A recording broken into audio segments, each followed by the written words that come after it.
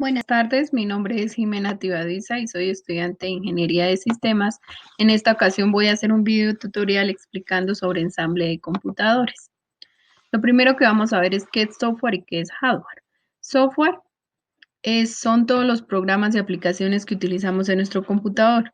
Ya pueden ser los navegadores, nuestro antivirus, nuestro paquete de Office, lo que es Word, Excel, PowerPoint, nuestras aplicaciones como Facebook, WhatsApp, nuestros PDFs, nuestros sistemas operativos, Linux, Windows, todas esas aplicaciones que utilizamos son el software de nuestro computador, mientras que el hardware es toda la parte física de nuestro computador. Entre ellos tenemos los ventiladores, los CDs, la impresora, el escáner, el teclado, nuestro cable de red, el mouse, la tarjeta madre, eh, el estabilizador, el monitor, los cables de conexión, nuestra USB, nuestro disco duro, entre otros. Esto sería en sí software, todas las aplicaciones y hardware, todas las partes físicas de las que se compone nuestro computador. El computador y sus partes externas. Externas decir que son las que vemos a simple vista, ¿sí?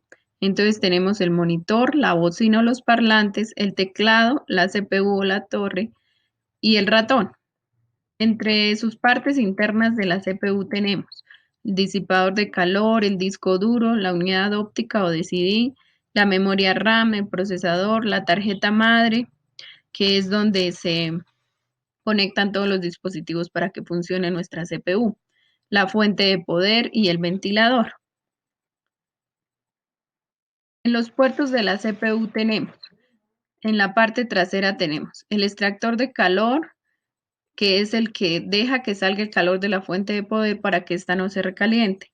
La fuente de poder, el puerto paralelo, que es donde conectamos nuestro computador cuando queremos proyectar en video beam, el puerto de red, es donde conectamos nuestro computador al internet, la salida de corriente al monitor, la entrada de corriente a la fuente, el puerto PS2 para mouse y para monitor, que eran los antiguos puertos que utilizábamos para conectarlos. Ahorita ya todos vienen USB.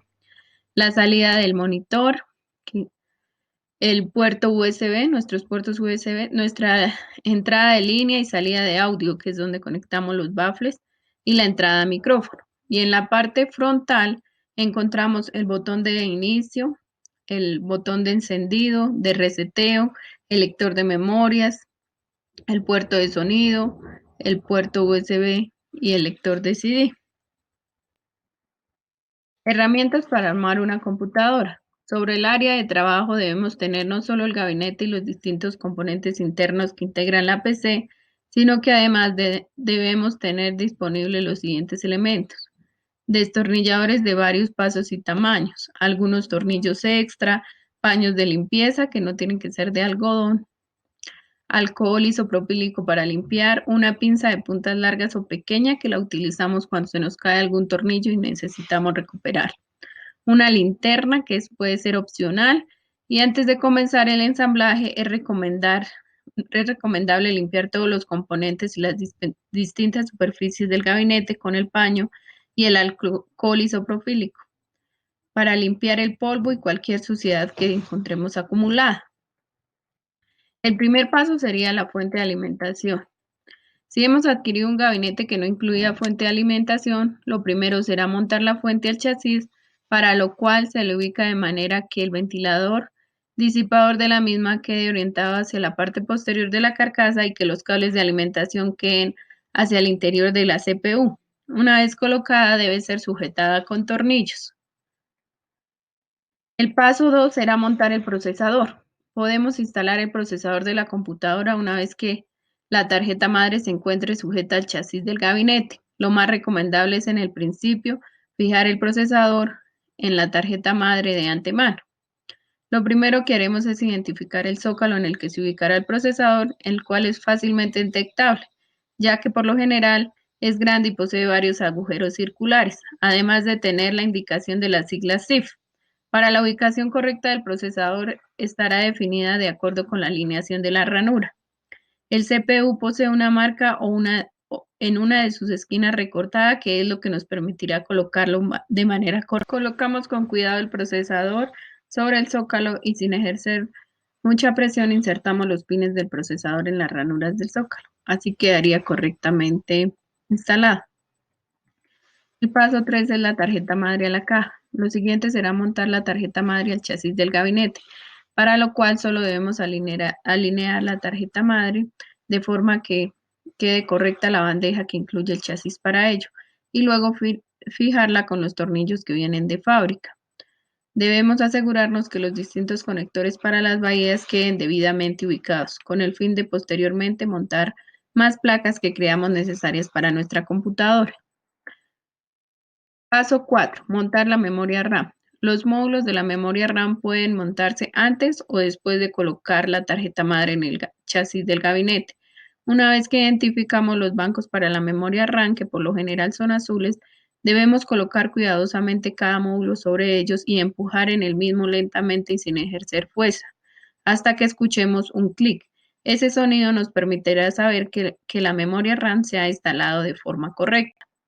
Paso 5 será la conexión de los cables. Antes de continuar introduciendo los componentes, es recomendable conectar algunos cables a la tarjeta madre. En principio debemos conectar a la tarjeta madre a la fuente de alimentación. También es conveniente conectar los cables del panel frontal del gabinete, tanto el de Power y Reset como los LEDs, los puertos USB donde conectaremos los periféricos y demás. Para hacerlo, lo mejor es recurrir al manual de la tarjeta madre, donde se indica el conexionamiento según cada modelo. El paso 6 son las placas. Si hemos decidido incluir a la PC alguna placa extra, como puede ser de video, de Wi-Fi o de Ethernet, es el momento preciso para montarla. Para ello debemos identificar el zócalo PCIe, PCI o AGP en el que debemos ir montando la placa. Se la colocamos de forma que los pines coincidan con el conector y presionamos sin fuerza hasta escuchar el clic que nos indica que ha sido fijada correctamente. Es el mismo paso que hicimos anteriormente con la memoria RAM. El paso 7 será montar los dispositivos. Lo siguiente será conectar los dispositivos internos de la computadora, y en primer lugar lo haremos con el disco rígido o disco duro. Este debe ser colocado en el soporte que posee el chasis para ello. Y una vez bien sujeto con los tornillos adecuados, iniciaremos el conexionamiento.